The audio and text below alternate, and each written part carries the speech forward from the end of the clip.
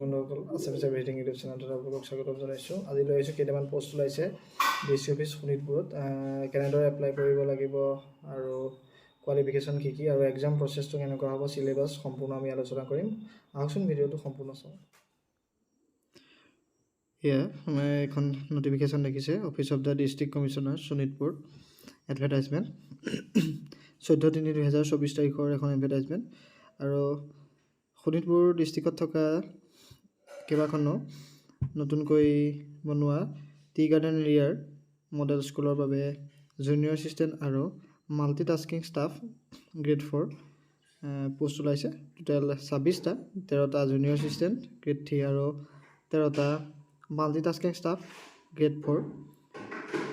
স্কেলটো হৈছে গ্ৰেড 3ৰ কাৰণে 14,000 পৰা 70,000, 5,600 টকা গ্ৰেড পে', আৰু মাল্টিটাস্কিং ষ্টাফৰ 12,000 পৰা 52,000, গ্ৰেড পে' 3,900 টকা। কোৱালিফিকেশ্যন গ্ৰেড 3ৰ কাৰণে বেচেলৰ ডিগ্ৰী আৰু ছমহীয়া কম্পিউটাৰ ডিপ্ল'মা থাকিব লাগিব। আৰু যিসকল গ্ৰেড 4 ষ্টাফৰ কাৰণে 8 পাছ হ'ব লাগিব। এজ লিমিট 18 বছৰ পৰা 40 বছৰ ভিতৰত হ'ব লাগিব। আৰু সেইমতে এজ ৰিলেক্সেশ্যন আছে, 5 বছৰ ST SCৰ কাৰণে, 3 বছৰ OBC MOBC, 2 বছৰ এক্স ছাৰ্ভিচমেনৰ কাৰণে, আৰু 10 বছৰ যিসকল ফিজিকেলি হেণ্ডিকেপ আছে তেওঁলোকৰ কাৰণে। আৰু আপোনালোকে ষ্টেণ্ডাৰ্ড ফৰ্ম এখন অনলাইনৰ পৰা ডাউনলোড কৰি ল'ব লাগিব। যিকোনো ষ্টেণ্ডাৰ্ড ফৰ্ম অসম চৰকাৰৰ আপোনালোকে ৱেবছাইটত পাই যাব। তাৰপৰা ডাউনলোড কৰি আপুনি সেইখন পোষ্টৰ লগত যিখন ৰিলেভেণ্ট ডকুমেণ্ট, সেই ডকুমেণ্টকেইটা আপোনালোকে প'ষ্ট কৰি পঠিয়াব লাগিব ডিষ্ট্ৰিক্ট কমিশ্যনাৰ শোণিতপুৰলৈ, চিল এনভেলপত ভৰাই। আৰু লাষ্ট ডেট হৈছে 5টা বজাত 25 এপ্ৰিল 2024 তাৰিখ। আৰু কি কি ডকুমেণ্ট দিব লাগিব সেয়া হৈছে এজ প্ৰুফ, বাৰ্থ চাৰ্টিফিকেট বা HSLCৰ এডমিট দিব পাৰে। তাৰপাছতে education qualification, highest examination pass certificate লাগিব, যিমানলৈকে পঢ়িছে আপুনি হায়েষ্ট এক্সামিনেশ্যন পাছলৈকে আপোনালোকে যিখন এডুকেশ্যন কোৱালিফিকেশ্যনৰ অল চাৰ্টিফিকেট লাগিব, মাৰ্কশ্বিট লাগিব HSLCৰ পৰা যিসকল গ্ৰেড 3 সেইসকলৰ বাবে, কাষ্ট চাৰ্টিফিকেট লাগিব যদি আছে, এক্সচেঞ্জ কাৰ্ড লাগিব, এমপ্লয়মেণ্ট এক্সচেঞ্জ কাৰ্ড যদি বনোৱা নাই আমাৰ ডেছক্ৰিপশ্যনতে ভিডিঅ' আছে, আপোনালোকে ভিডিঅ' লিংক আছে, আপোনালোকে সেই ভিডিঅ'টো চাই ল'ব কেনেকৈ এমপ্লয়মেণ্ট এক্সচেঞ্জ কাৰ্ড বনোৱা হয়।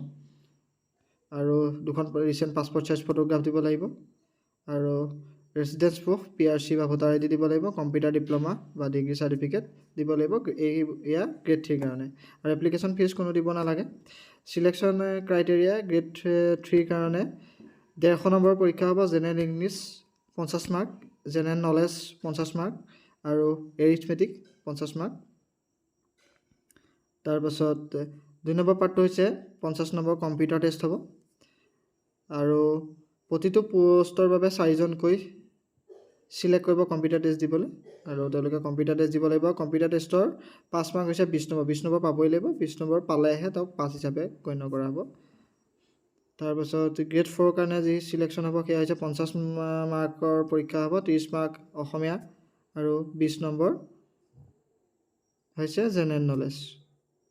আৰু যিটো ৱেবছাইট ডেছক্ৰিপশ্যনত দি দিছোঁ সেই ৱেবছাইটটোত আপোনালোকে কল লেটাৰ বা এডমিট কাৰ্ড আপোনালোকে পাই যাব, ফিজিকেলি কাকো দিয়া নহয়। তাৰ পৰা আপোনালোকে নিজৰ কল লেটাৰ বা এডমিট কাৰ্ডসমূহ আপোনালোকে ডাউনলোড কৰি ল'ব।